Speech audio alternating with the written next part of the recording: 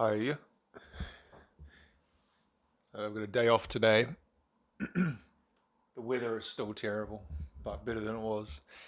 But I went out and bought a new light, it's a headlight for the car because I've got to replace the bulb in my wife's car. And on the way home, I called into the closest secondhand shop to where I live. It's probably about 5 minutes walk if I were to walk. And so it's probably the one that I call into the most just because I'm nearby. I can go in there and see things that are, recent restocks, and I have actually found quite a few good things there over the years, and they have a price of $1, regardless if it's a double CD or a single. So $1 is always a good price. Um, they didn't have much, to be honest. They actually had about, when you go to a secondhand shop and they have the CD selection, and even though you only want one or two, or sometimes five or six, but you can say, oh, okay, they have some okay stuff. Even though I'm not picking it up, it's not the things I'm going to choose, but it's actually some okay stuff here. I can imagine people would want this stuff. Sometimes you go to places and it's just 85, 90% crap, and that was the case today. But one bright spot, something that I have owned before. Miles Davis is probably his most famous album, maybe second most famous after Bitches Brew, Kind of Blue. I own this about 20 years. Well, I bought it about 20 years ago. It would have been about 2003 when I first bought it. And then I sold it in about 2006, and I never rebought it. But I saw it today for $1, so I thought I'd pick it up. I'd say that this copy is pretty old. I've talked about this before. That sticker there, quality at a nice price. Where these were used at independent record stores as a not chain ones, and they haven't been around for a good 30 some years. Can't see an actual date of when this. It says okay, 86. So this is the 86 pressing. So recorded in 1962, and then in the 80s, a lot of those classic albums were reissued as on CD format. It's a way to kind of cash in, which they did. So this looks like it's from 1986. Not sure exactly when it would have been purchased in New Zealand, but probably late 80s, I would guess. Early 90s, late 80s. But it looks in very good condition. Very good condition. The disc also looks very good condition. Looks like it actually hasn't been touched very much. And not a single, there's one little there, but basically not a single scratch on it. So I was gonna use this video and as a starting point to talk about jazz, because excuse me, for me jazz is a huge genre, a huge subject, a huge topic, and it can be hard to find an entry point, and hard to navigate your way through it because there's just so much stuff. And I was thinking about this when I was driving home after I bought this. When it comes to rock music, and when I say rock, I mean rock in the broad sense, covering all the subgenres of hard rock, classic rock, indie rock, and all the kind of the movement, so like punk and grunge and Britpop and etc., post grunge, and even I'd include probably heavy metal in that as well, and all that's subgenres. Why do I feel I feel quite confident in understanding the breadth of that topic from start to current day, of all the different paths and all the influences that have connected back and things that led on to other things, and the artists that are the standouts of each genre and each period and each era, and artists that are lesser known but still great, kind of I guess undiscovered or lesser known, etc., etc., etc. Whereas with jazz, I don't feel that at all. And why is it? Is it because I grew up with rock music, and rock music had a much larger place in the popular culture in my generation? Or is it just that rock music is simpler? The lineage and history is simpler than jazz? Is that the reason? I don't think it would be, because jazz is actually, I don't know. But it's something I was thinking about. About 20 years ago, like I said, 2003, about 2002, 2003, I kind of was when I was really kind of starting to make a conscious effort to discover new music. And this was kind of when the internet was, the internet was well underway by 2003, but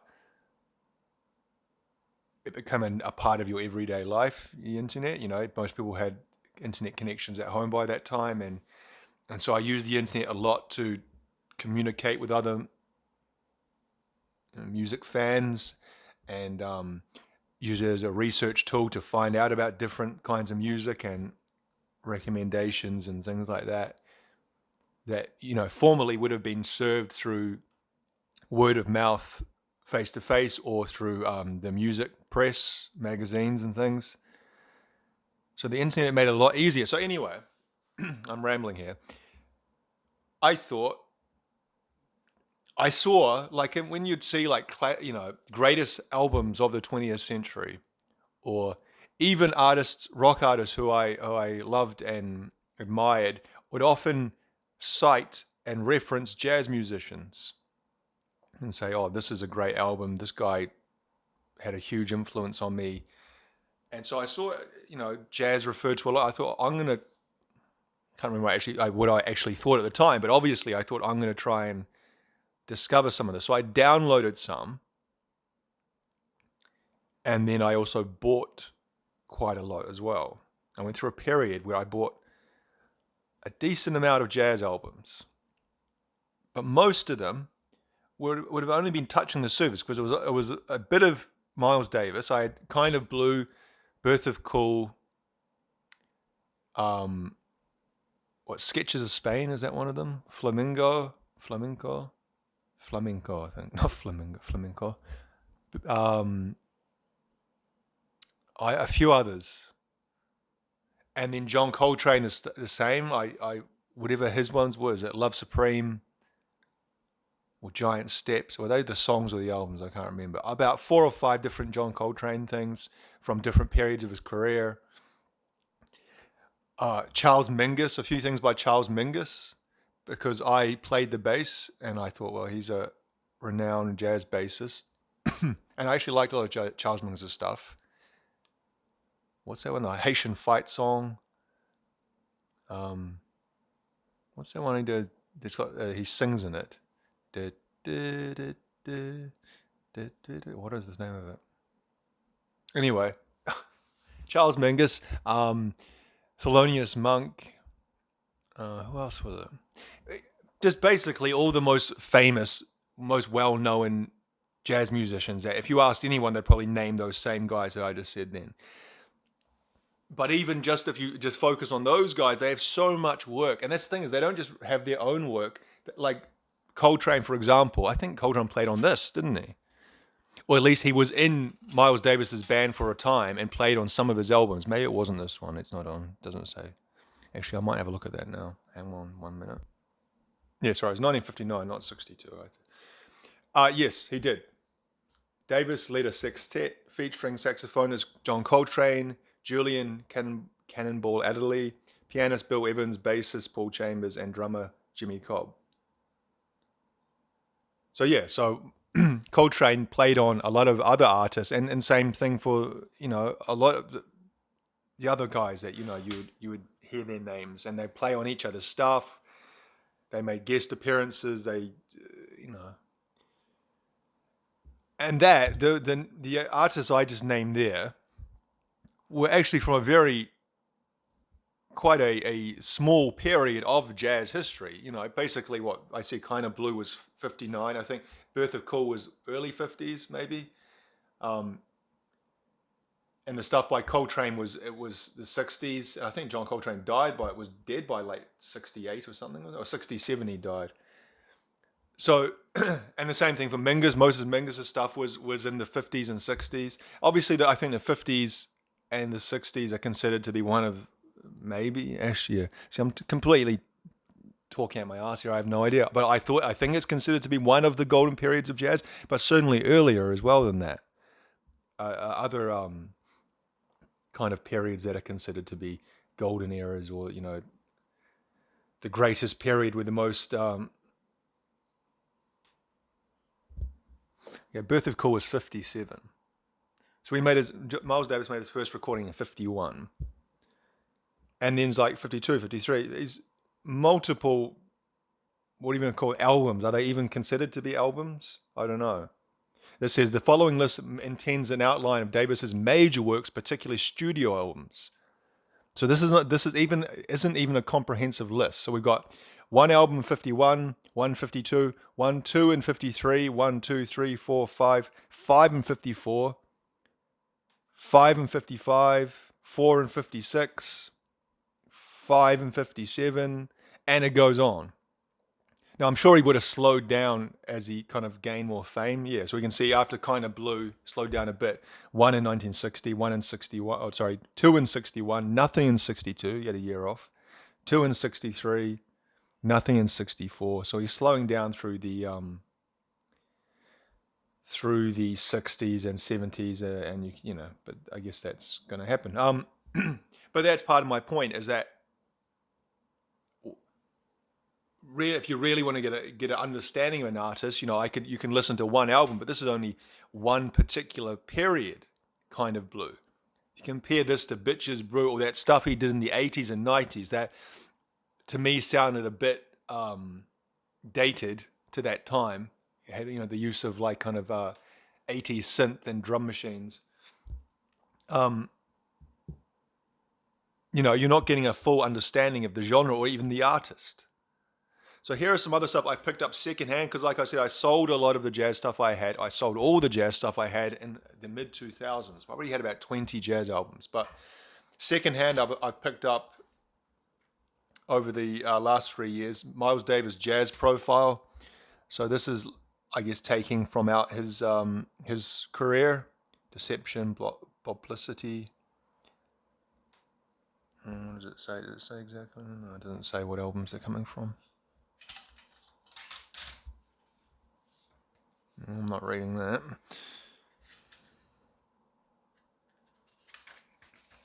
Here we go. So what's this? No. Oh yeah, so 52, 53, 54, 58, 50. Oh, these are all 40s, 50s. This one says 49.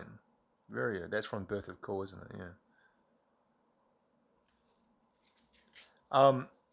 So this looks like it's only that particular period of Miles. And maybe is that because that's the only period worth listening to? Who knows? Miles ahead. Got this for $2.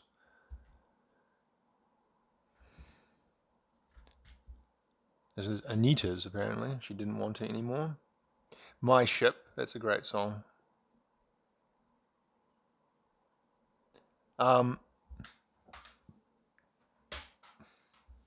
Duke Ellington. Now he's earlier, isn't he? Duke Ellington. In my mind, he's considered to be. In my memory, that's not going to have any information on it, is it? It's just too early to have that. Dave Brubeck. Again, this is a great. These are the things you're finding most out and about.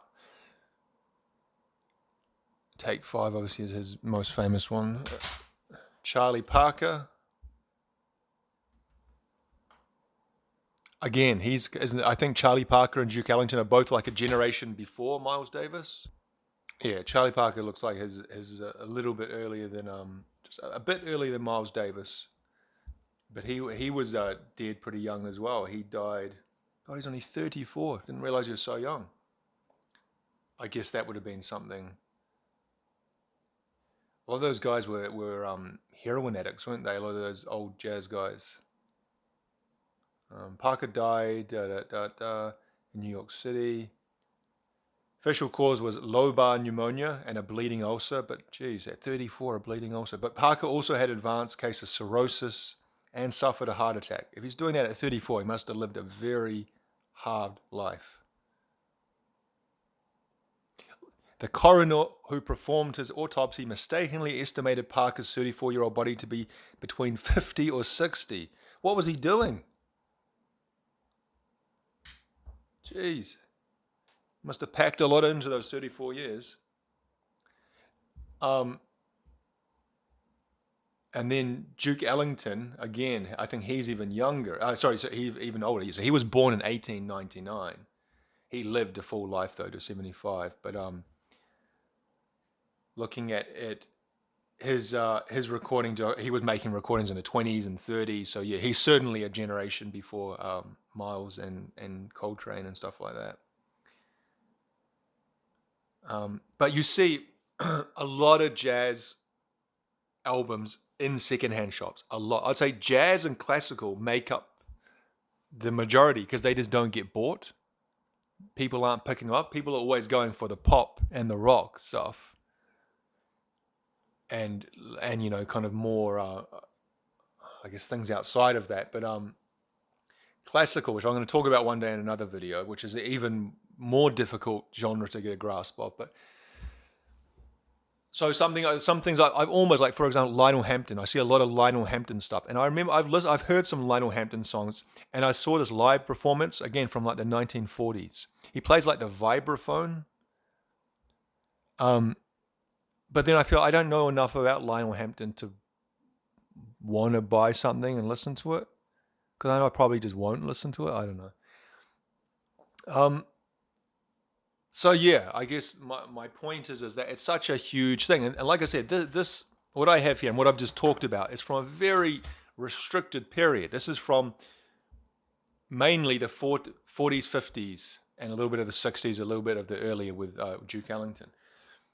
Then you have like more modern jazz, like it progressed and went like fusion and stuff in the 70s and up to today. There's still a lot of jazz musician. Obviously, there's jazz is still a thriving genre. There's still people who go to music school, like university or whatever, and study jazz composition or whatever you want to call it. As we saw in that movie Whiplash, which, if you haven't seen, it's a brilliant movie about a jazz drummer, a young guy, and kind of going back. I guess it uses jazz as the vehicle to look at the theme of, destroying yourself to achieve a certain goal. What is the price you would pay to get what you really want, and what are you willing to sacrifice, and how becoming great at something doesn't necessarily mean you're a great person, can mean you're an absolute piece of shit, but is that the price that is necessary to be paid to attain greatness, and so on and so forth. But it's a great movie.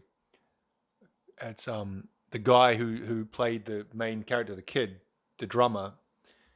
He actually had to learn how to play the drums. Obviously, like you can't fake that. You can't CGI that, or at least you can't at this point. You probably can soon. And then the guy who played his teacher, was it Fletcher? Was his name? Was played by, now I can't remember his name. Used to be in Law and Order. He played the psychologist in Law and Order. And JJ, the boss in Spider-Man, in the original Spider-Man movies with Tobey Maguire, the guy who played the editor at the newspaper. What's his name? J.K. Simmons. J.K. Simmons. He played the sociopathic teacher or instructor, or whatever you want to call him. J. Jonah Jameson is who I'm thinking of from Spider-Man, but he's been in a lot of other movies as well. Just anything more recent. Well, lots of stuff more recent, but nothing that stands out. And I guess the other thing also with jazz, and I'm sure people who like jazz will think, you don't know what you're talking about, and they would be right, because I don't know what I'm talking about. But some of it is boring. A lot of the songs go on for Do we have any run times on these? Okay, these ones aren't too bad. 6 minutes, 5 minutes. So but there we go. Tangerine's 10 minutes. 10 minutes is a pretty normal length. Okay, these ones are much shorter, though, aren't they? 3 minutes, 3 minutes.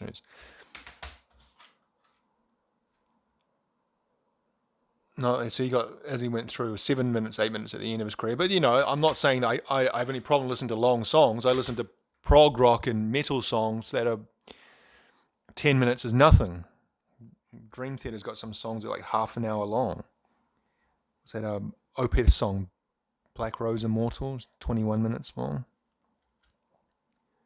But I think if you don't listen to it enough, you don't understand it enough to always understand what's going on. It's just like when I play metal, when I play extreme metal to some people, most people, they just think that sounds like noise. It sounds like you've pushed a tool chest down the stairs and it's the noise of the smashing and crashing of tools falling out onto the floor.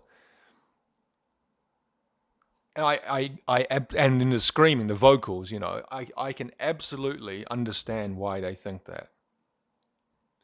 But I found that the more you listen to it, you can your brain gets tuned into it and you can start kind of pulling things. And I'll listen to a song and I'll go, oh shit, listen to this part here. And I'm talking about like some kind of like keyboard part where it's kind of playing some like rising chord in the background. And my wife's like, what the fuck are you talking? I can't hear anything. It just sounds like screaming noise. I don't know what you're talking about. So I feel that sometimes with jazz, I get that a bit. It just kind of sounds like noodling, 20-minute noodling sometimes. And it's not helped that it's often used as background music in things like cafes or bookshops. And so it kind of serves that purpose sometimes as kind of just something that you're not really paying attention, that's kind of like bubbling away in the background, if you know what I mean. And so that has always kind of turned me off a bit. And then there'll be parts in a jazz, again, like metal songs, like progressive metal songs, where it's a 10-minute song and there'll be like one particular part you think, oh fuck, that's a really awesome riff. Or there'll be in a jazz song, there'll be like a melody or kind of a, whatever they call it, a riff. They probably don't call it a riff in jazz. A trumpet riff, a saxophone riff, whatever, a chord progression or whatever. And you think, oh, that's beautiful, that's amazing. But it's only for like 2 minutes and then they go off whittling into something else. And you think, if they just kind of taken that and explored that one part, that would have been a pretty good song. But it was lost in the whatever, the whirlpool of all the other stuff going on around it, that it's hard to kind of pick these things apart from each other. So yeah, there's my Philistine's appraisal of jazz and a look at what I have. But going back to what I did buy today, A Kind of Blue, that is an album that I've listened to a lot, and this is a pretty great album. So What is probably the most famous song on it. Blue and Green also. But So What, that speaking of like kind of nice sounds, things that kind of grab you, is that's the start of So What, that kind of dissonant piano thing. Din, din, din, din, din, din, din, din. That right at the start of that song, that's always drawn me in. And but the song goes off in every which way after that. So yeah. But anyway, I'll end it there because I'm going to run out of time. Thank you for watching.